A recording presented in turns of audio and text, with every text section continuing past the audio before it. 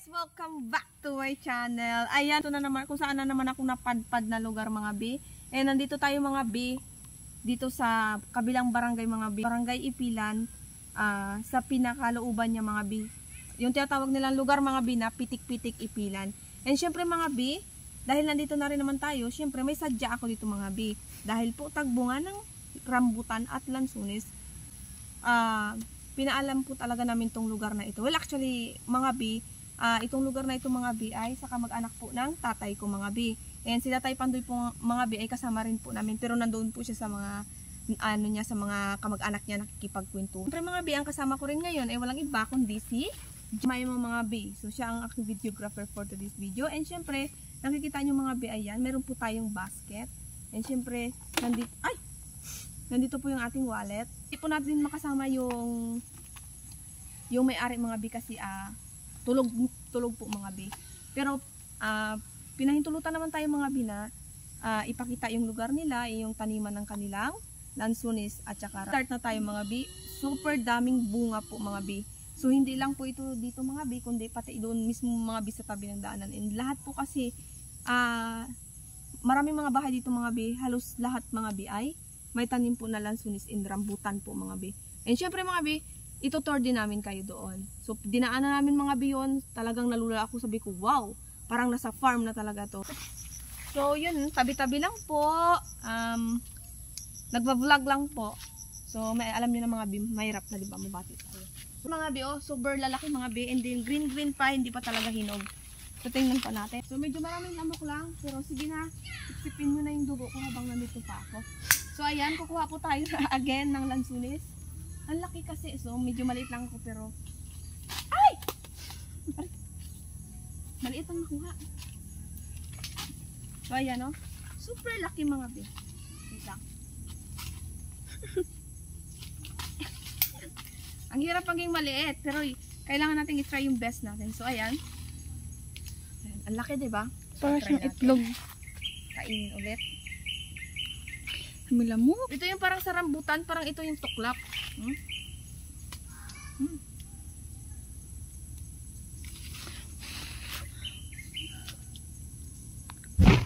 So ang tamis po mga be.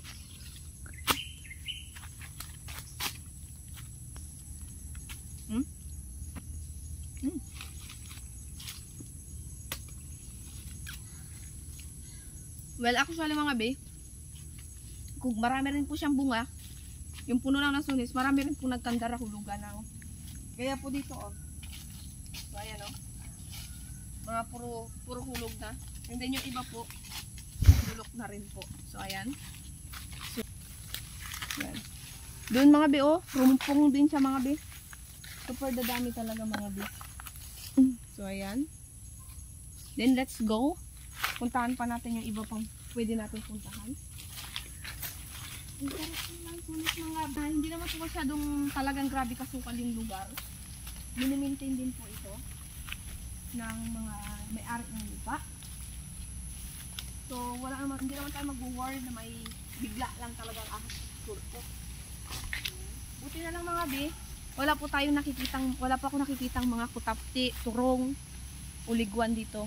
So safe na makapag-libot-libot po dito. Ayan. Medyo mahangin mga B. And ayan.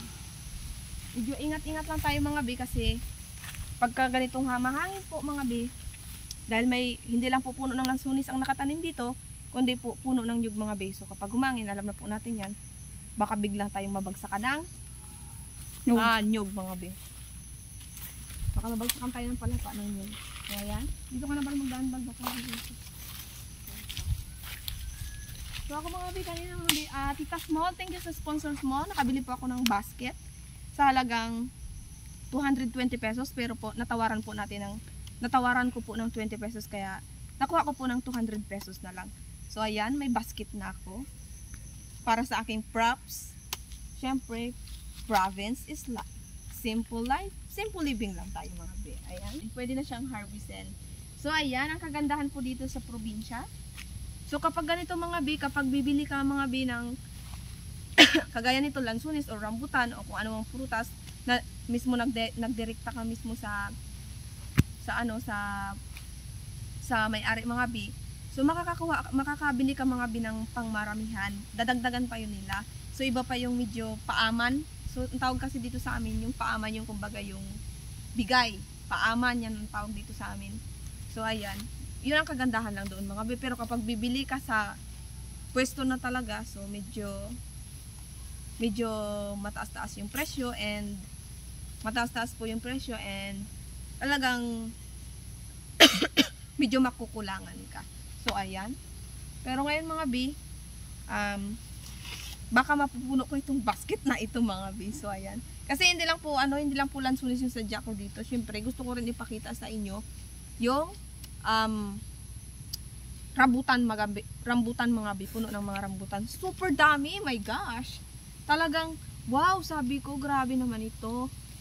Basta na-amaze po talaga ako sa rambutan kasi makikita mo ang daming puno tapos medyo hindi naman kalalaki ang mga puno pero ang hihitik ng mga bunga niya sobrang dadami. So ayan mga bi, syempre. And so ayan mga bi. So humingi po tayo ng lansunis po sa kamag-anak po ni tatay and nauna na sila mga bi kasi yun nga mga bi, syempre mag-akyat mo ng lansunis. Mga bi, nararamdaman ko ng mga bi yung kagat ng lamok mga bi and medyo medyo makati na. Pero sige, mag-akyat po si Tatay Pandoy. Sa tanang buhay niya ngayon lang ulit maulit. Mag-akyat, kaya pa tay? Kaya. So ayan, o tay, basket po, o kaya pa? Pasensya na kayo mga bi, medyo hinihingal na kasi matanda na po, pa-senior. Marami pa lang guyam ito. Ha? Guyam. So ayan mga bi, marami pong guyam, color black. Uy, nakulol black talaga itong maraming guyam. So ayan. Tay, mga ganda ba dyan sa taas? Ganda naman dito, pero may guyam lang. Abi, pakiabot nga ng So ayan mga bi, medyo po pahirapan po ang pag-akyat mga bi, pero try po ni Tatay Pandoy para makadala po kami ng lansunis sa bahay mga bi. Siyempre sayang rin naman yung pagpunta namin dito mga bi kung wala kami madalang lansunis. Ayan. So kaya po father? Kaya pa tay? Ay! Kanilang guyam pa. Nakakaluka tong aso na to. Di pula.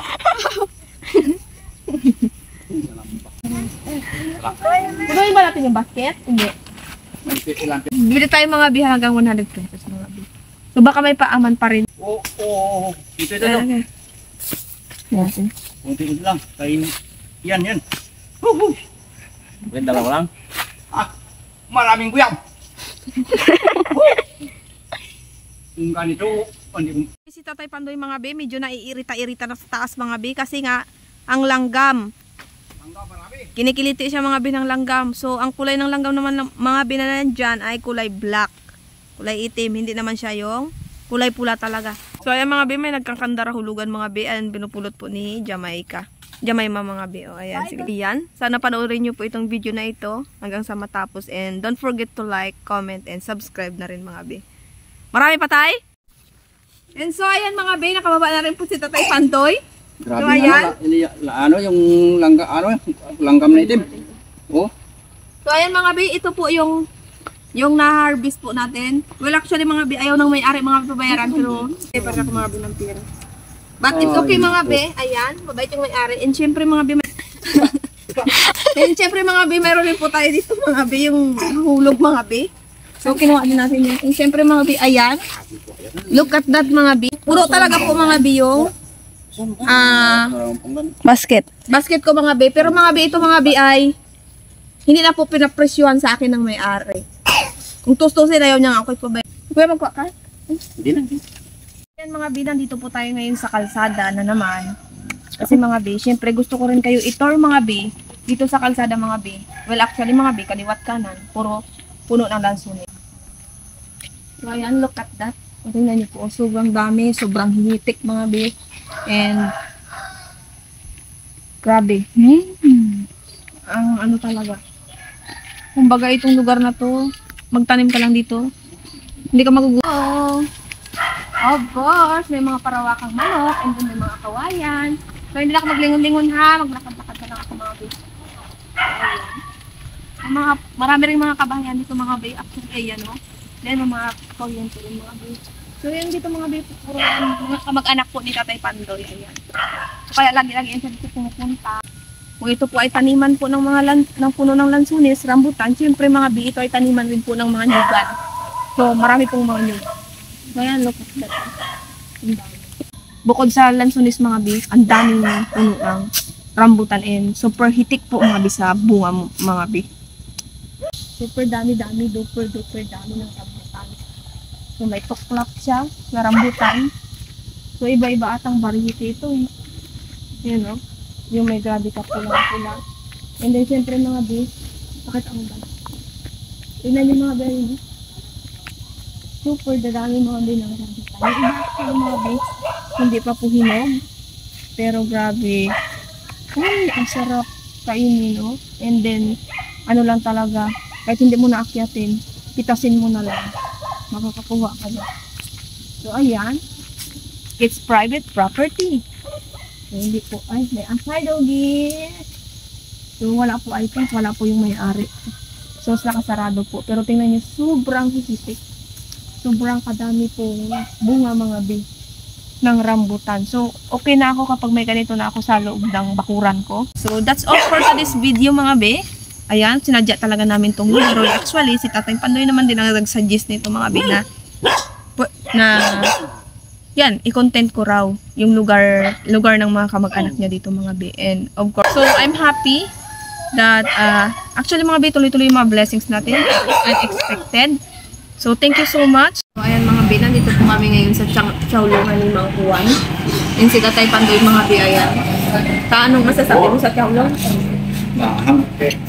Ano kasi nilagay mo? Isang marami? Parami kong sili ba? Parami ang sili. So mga bi, yan, kapatid ko.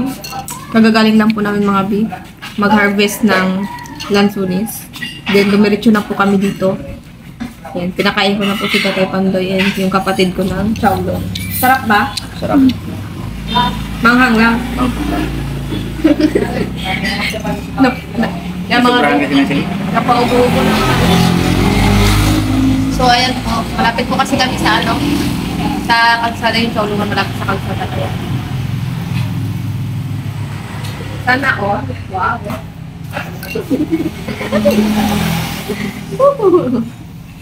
So, ayan mga bi, ang sarap po ng Chowlungan nila yung mga bi. Dito lang rin po yan sa Ipilan, Brooks po yung alawa.